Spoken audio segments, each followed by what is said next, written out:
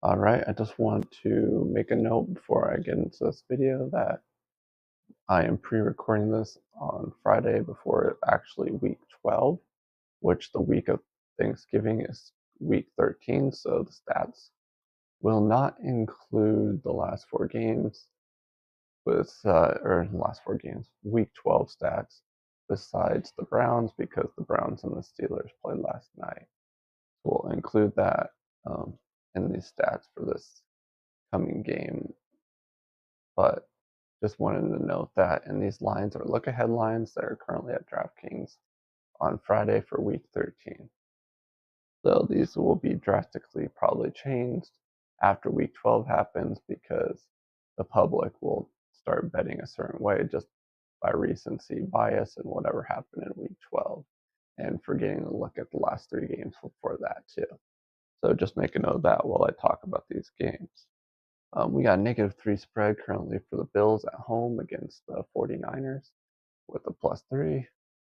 Well, the Bills are playing great. The last game I saw would have been week 11, and they beat Kansas City. So that is a huge win for them. Hopefully they don't let down because it can still be home field advantage if the Chiefs lose again or get to two losses and the Bills don't lose the rest of the year. Because the tie will go to the Bills since they won that game. 30.3 for the offense for the Bills. They've been really good, and they're even better at home. Josh Allen is extremely talented, especially when he is um, running with the ball, and he has gotten away from that in previous years as the year goes on, but he should definitely use it because it keeps a lot more people down in the box against the run. It really opens up the passes, and if they don't want to do that, he should just run with the ball, kind of like Patrick Mahomes does. And Patrick has had to stop doing that this year because um, he just doesn't seem as fast as he used to. He has talked about having a dad bod and gaining a lot of weight. So we'll see if that really is the thing or if he's just making a joke or not. But the defense giving up 19.5 with injuries, that is pretty darn good for the Bills. 22 points per game for the offense for the 49ers. Last game we would have been week 11 against the Seahawks. Letting Geno Smith run that ball in for a touchdown to lose. The defense has been horrible, 323.0. I mean, Nick Bosa has been hobbled after week 11, and I'm not really sure what he's going to do against the Packers in Green Bay in week 12. But this defense is just not the same team, even though they're only giving up 170 in the air on defense the last four. So I don't really know what their problem is because they're giving up 5.8 passing yards per attempt on defense. But they're giving up a lot of points, which tells you I honestly don't know. They're giving up big plays. They're turning the ball over more at 1.7. So that could be a lot to do with too. The offense is 235 passing yards per game for the last four, 8.1 passing yards per attempt. Look at the Bills, 264 in the air on offense, 7.1 passing yards per attempt. They are one of the better teams in the league throwing the ball. So Stephon Diggs not being there is not a problem. And Amari Cooper has made that offense really good since they traded for him from the Browns. 212 in the air for the Bills defense, 7.3 against them per attempt in the air, 4.4 on offense for the Bills. Rushing yards per attempt, 4.2 for the defense, 4.7 on offense for the 49ers. Really have been an uphill battle for that offense running the ball this year compared to previous years, even when Christian McCaffrey is playing. I honestly like Jordan Mason better as a running back because he's more powerful. McCaffrey brings you the good hands catching the ball in that, but Jordan Mason earlier when Christian McCaffrey was injured looked a lot better than Christian McCaffrey this year. So that's an interesting note, but they can continue to play McCaffrey since he is the higher paid player on the team. 4.0 for the defense for the 49ers. Let's look at points per play, 3.3 for the Bills. On offense, top 10, top 5 in the league, currently in the last 4. 2.3 is all for the 49ers, which is right at the average. 2.8 on the defense, which is bottom. Yeah, it would be bottom 10 in the league in the last 4 games. Not a good defense there for the 49ers. And the Bills are only at 2.7, which would be right outside the top 10 in the league. Full expected points, 11.4 for the Bills, and 0.3 is all for the 49ers. That would give us 11.1 or negative 11 spread. That would be a bet if you go that route compared to the negative 3.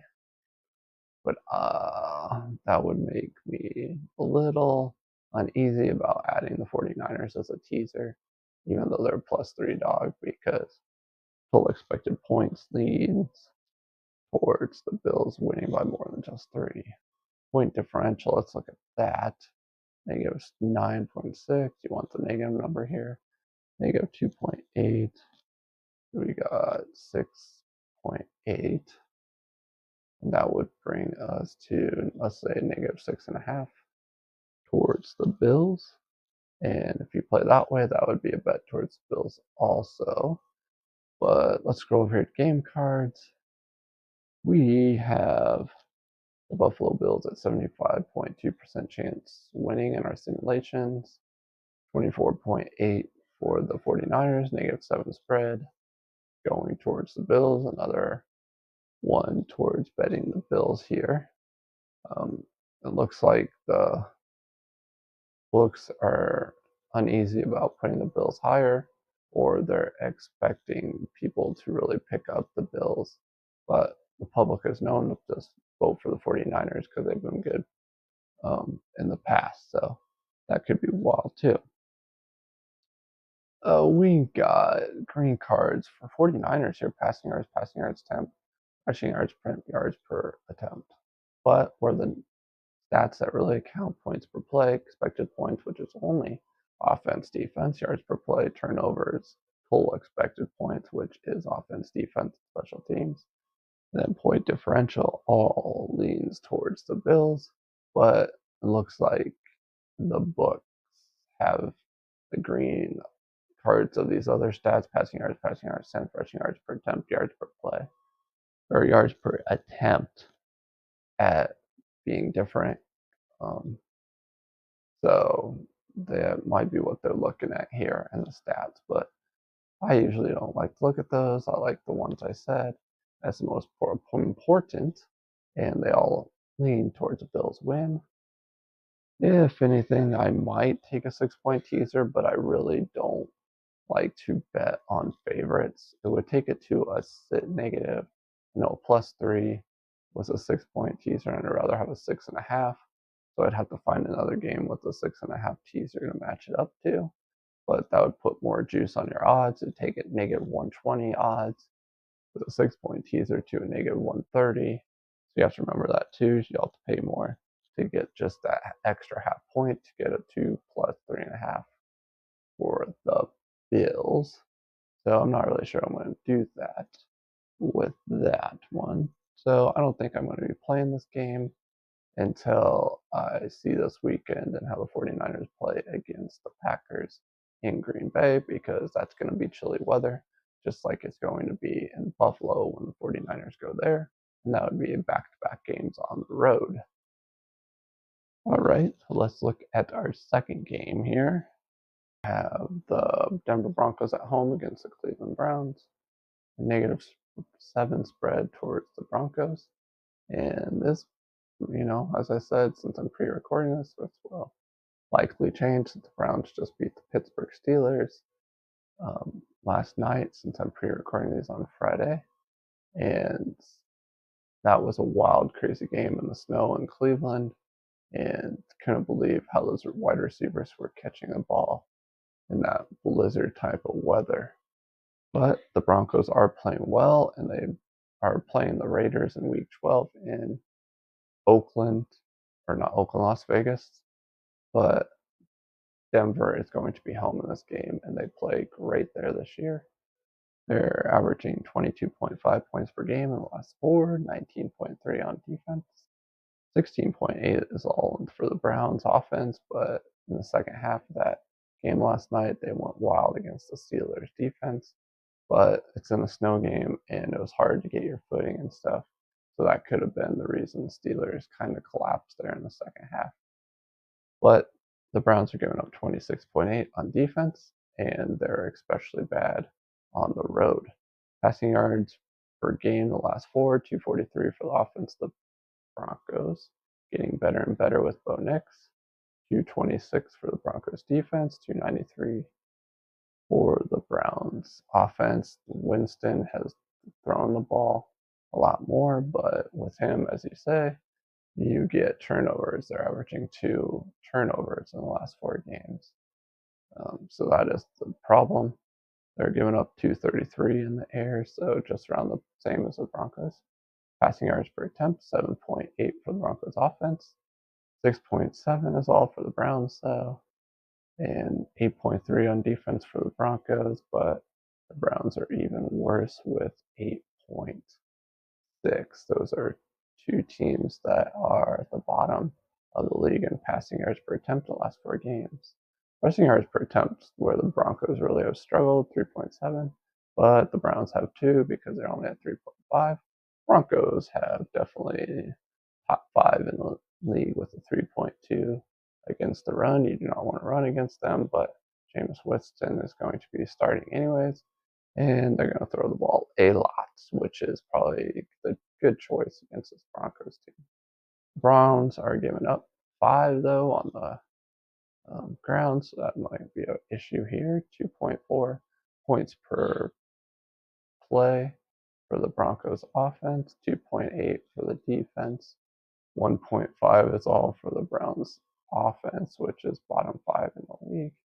2.6 on defense, which that would point towards they're really good in the red zone. Total expected points, 3.7 for the Broncos, 11.7 for the Browns. That would take us to 15.4, 15.5, 15 spread. That would lean towards a bet, but I don't usually like to bet negative sevens or higher. So if anything, you would want to take a 6-point teaser down, make it -1, but at the same time, that would make me feel more comfortable because it is a home game for the Broncos. So I don't only like to bet teasers down to make them still just a winning team. So make it a -1, but they still have to win the game. And I only like doing that for home teams. So that is available for me if I choose to do so. And I'll probably wait till after the Broncos play the Raiders in Las Vegas to decide how to bet this, with the line definitely going to change by Monday or Tuesday next week or this week, since you're hearing this during the Thanksgiving week, even though I pre-recorded it. Let's scroll over here to game cards. 79.1% chance for the Broncos to win in our simulations with offense defense stats. 20.9 for the Browns. -8 spread. That is a no bet for the Broncos. That would only lead me to think a 6-point teaser is the best option, but that might change after this weekend. We got green cards all here besides passing yards, which is all Winston, but the blue is looking like an even for the Broncos and the Browns for turnovers, and that would make me happier as a Browns fan because if both teams turn the ball over evenly, but they are going to Denver, and Winston does struggle on the road. Let's look at point differential really quick because we can take 4.7, 12. It's like a 13.3. Let's round down to -13 spread towards the Broncos. And you could bet that -7 straight up. But as I said, I'd rather take a 6-point teaser. And will not be choosing what I'm going to do until I see the line changing during Thanksgiving week. That's all I got for these 2 games. That is, but if you're gambling on either of these, good luck. Hope you guys have a good Thanksgiving if you celebrate. And if you don't, well, have a good week. My name is Jordy. You've been watching Betman Sports Betting, and I'll see you in the next video.